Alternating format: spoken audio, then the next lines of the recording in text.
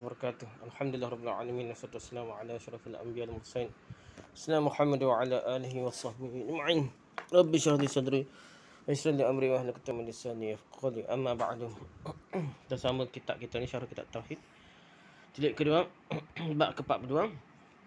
Orang yang tidak puas terhadap sumpah dengan nama Allah. Dia rasa tak yakin lah, tak kemah lah, kena sebut nama tak wali tu lah. Allah ni tak hebat mana lah, tak tahu mana lah. Hebatnya tak wali.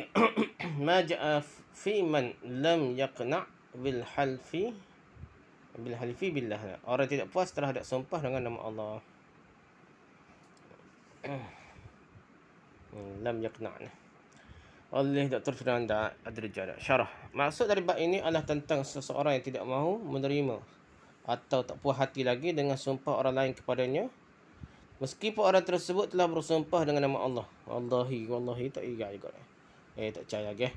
Sikap seperti ini adalah sikap yang mencoreng kemurnian tauhid seseorang juga. Sikap yang tepat bagi seorang jika ada orang lain yang telah bersumpah dengan nama Allah, maka dia mestilah menerima sumpah tersebut sebagai bentuk pengagungan terhadap Allah.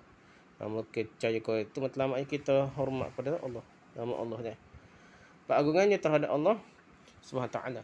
Adapun jika dia tidak menerima sumpah dengan nama Allah tersebut tanpa sebab yang jelas lah, maka itu menunjukkan tauhidnya bermasalah dan pengagungannya terhadap Allah SWT masih kurang.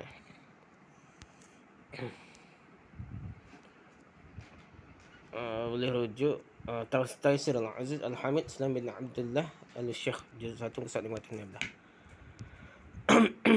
Oleh kerana itu, pembahasan kita pada bab ini adalah tentang bagaimana mencapai pemurnian tauhid, bersih tauhid. Ketahuilah bahawa tauhid itu seperti baju putih yang bersih, dan tidak mahu ternodai, tercemar dengan setitik kotoran apapun. Dan Nabi SAW ingin seseorang berjalan di atas muka bumi dengan tauhid yang sempurna, iradah syar'iyyah. Sebagaimana kita ketahui bahawa barang siapa yang memiliki tauhid yang sempurna, maka dia akan masuk syurga tanpa azab dan tanpa hisab.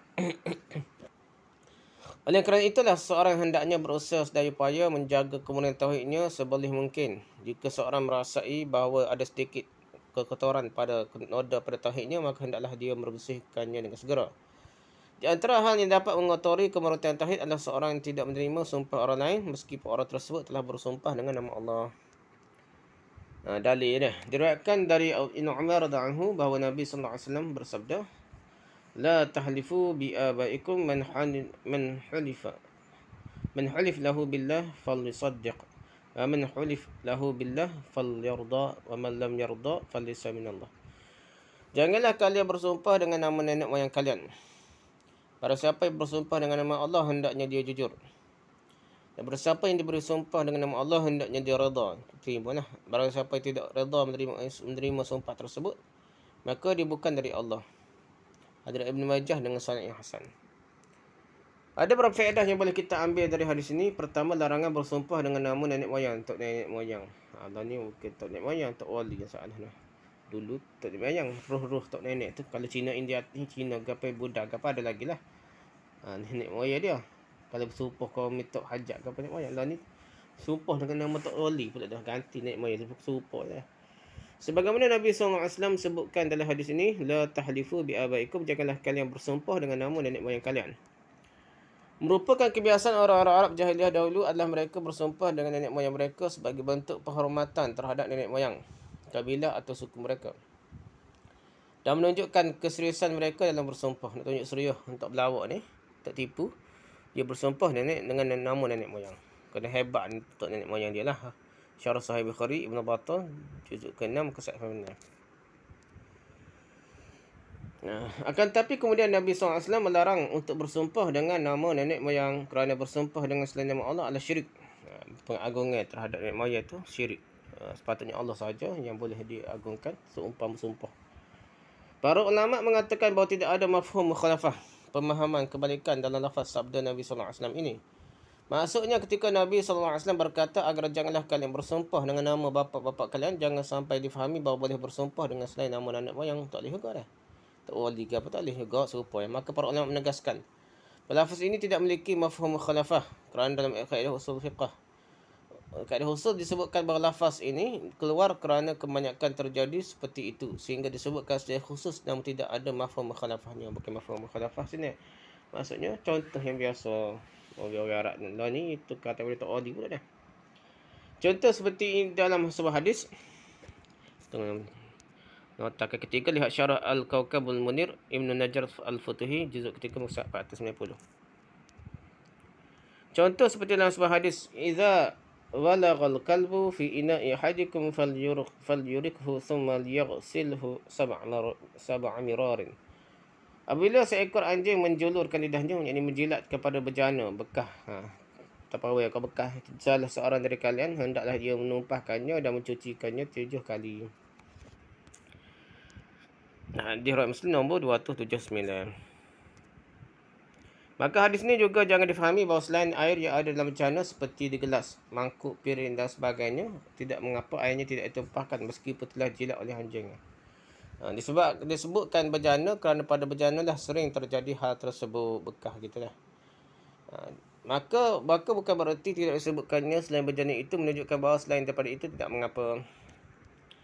Selain itu, lafaz larangan bersumpah dengan nama nenek moyang tidak memiliki mafhum mukhalafah, mafhum yang di sebaliknya, kerana telah datang riwayat-riwayat lain yang menunjukkan larangan bersumpah dengan nama Allah SWT. Di antaranya seperti dalam riwayat lain, la tahlifu bi abaikum wala bit tawaghit. Janganlah kalian bersumpah dengan nama bapa-bapa kalian dan jangan pula dengan para taghut. Selain Allah lah taghut ni. Hadis riwayat Ahmad nombor 20,143, hadis riwayat Nasai nombor 3,774. Ini menunjukkan bahawa bersumpah dengan selain nama bapa-bapa, nama nenek moyang lah, tok nenek moyang juga terlarang. Demikian juga pula sabda Nabi sallallahu alaihi wasallam dalam lafaz yang umum, man halafa bi ghairillah faqad kafara aw asyraka. Barang siapa yang bersumpah dengan selain Allah, maka ia telah kafir atau berbuat syirik. Hadis riwayat Tirmizi nombor 1535. Demikian pula sabda Nabi sallallahu alaihi wasallam yang lain, man halafa bil amanati falaysa minna. Barang siapa yang bersumpah dengan amanah, maka bukanlah bahagian dari kami. Hadis Abu Daud nombor 3253. Ini semua menunjukkan bahawa bersumpah dengan selain nama Allah merupakan dosa yang besar. Intinya bersumpah dengan nama selain Allah itu adalah syirik. Disebutkannya tentang dilarang bersumpah dengan nama bapa-bapa, nenek moyang kerana hal tersebut yang sering terjadi di kalangan Arab, sehingga disebutkan penyebutannya secara khusus dan tidak ada mafhum mukhalafahnya. Yang kedua, jujur ketika bersumpah dengan nama Allah. Jujur kita bersumpah dengan nama Allah adalah hal yang diperintahkan. Tak boleh buat betul janji sumpah. Ketika seorang bersumpah dengan nama Allah namun tidak jujur, maka dia terjerumus dalam dosa yang besar disebut dengan yamin ghamus.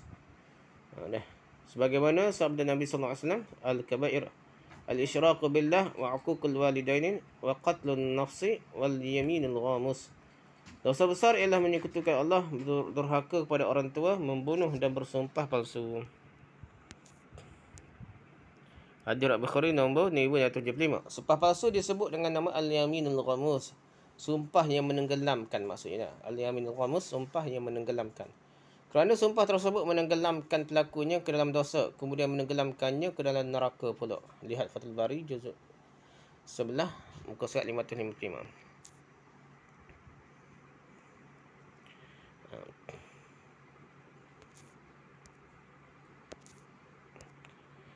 Dosa besar yang menyekutukan Allah, derhaka kepada orang tua, membunuh dan bersumpah palsu. Dosa besar lah, antara top 10 top berapa? 1, 2, 3, 4 top 4 lah. Yang mana qamis maksudnya adalah bersumpah dengan nama Allah namun dengan sengaja berdusta. Dia tahu berdusta tak, tapi dia sumpah juga. Ni panggil mirabus. Sengaja berdusta kerana untuk satu tujuan, seperti untuk menang dalam pertikaian, menang dalam sidang, atau untuk mengambil sesuatu yang bukan haknya. Syarah Sahih Bukhari Ibn Battal juzuk ke-6 muka surat 30. Maka jika seorang tahu bahawa dia bersumpah dengan nama Allah tapi berdusta, maka dia terjerumus dalam dosa yang besar. Oleh kerana itulah Nabi SAW mengingatkan bahawa barang siapa bersumpah dengan nama Allah, hendaklah dia jujur. Yang ketiga, poin ketiga, redha menerima terhadap orang yang bersumpah dengan nama Allah. Poin ketiga ini merupakan inti dari pembahasan kita pada bab ini, iaitu barang siapa yang seorang yang bersumpah padanya dengan bersumpah dengan Allah, maka hendaklah dia terima redha. Bilakah keadaan seorang mesti menerima sumpah dengan nama Allah tersebut? Ada dua keadaan yang disebutkan oleh para ulama yang mensyarahkan hadis ini. Pertama, iaitu ketika dalam hal persengketaan di persidangan. Nabi SAW bersabda, Al-bayyinatu 'alal mudda'i wal yamina 'ala man ankara. Bagi yang menuduh wajib membawakan bukti, sedangkan yang dituduh cukup dengan mengingkari bersumpah. Ingkar sumpah lah. Hadis riwayat Baihaqi. Contoh, si A menuduh si B bahawasanya si B telah mengambil haknya, maka hakim berhak meminta kepada si A untuk menunjukkan bukti bahawa si B telah mengambil haknya. Kalau ternyata si A tidak memiliki bukti dan si B telah bersumpah bahawa dia tidak mengambilnya, sebabkan si A harus terima sumpah si B. Demikianlah aturan berlaku dalam persengketaan perbalahan di persidangan dalam mahkamah. Kalau penuduh tidak boleh mendatangkan bukti, maka yang tuduh diminta untuk bersumpah. Dan dalam hadis lain, Nabi SAW juga bersabda, Syahidaka aw yaminuhu. Hendaklah kamu menghadirkan dua saksi atau dia bersumpah. Hadis riwayat Muslim nombor 138. Maka jika si A, si B bersumpah demi nama Allah bahawa dia tidak mengambil hak si A, maka si A wajib menerima pengakuan si B. Dia tidak boleh menolak kerana dia tidak memiliki bukti. Adapun jika si B bersumpah dengan nama Allah dengan berbohong, maka itu menjadi urusan dia dengan Allah SWT. Oleh kerana itulah, sebagai bentuk pengagungan terhadap Allah, maka si A mestilah menerima sumpah si B. Kerana dia tidak memiliki bukti. Namun jika si A boleh membawakan bukti, maka sumpah si B dikalahkan dengan bukti kuat lagi daripada sumpah si A. Kedua, iaitu jika yang bersumpah adalah seorang Muslim, asalnya seorang Muslim, bukanlah pembohong, maka sudah seharusnya seseorang berhusnuzan, berprasangka baik kepada yang bersumpah dengan membenarkan sumpahnya. Contohnya, kita bertemu dengan orang yang sebelumnya, dia tidak pernah dikenal sebagai tukang dusta. Dia tidak pernah menipu.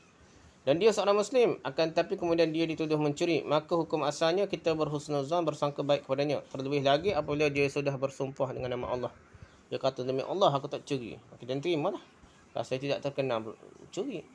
Maka di antara bentuk pengagungan kita terhadap Allah adalah tidak meragukan sumpahnya. Dalam Sahih Bukhari disebutkan bahawa Nabi SAW bersabda,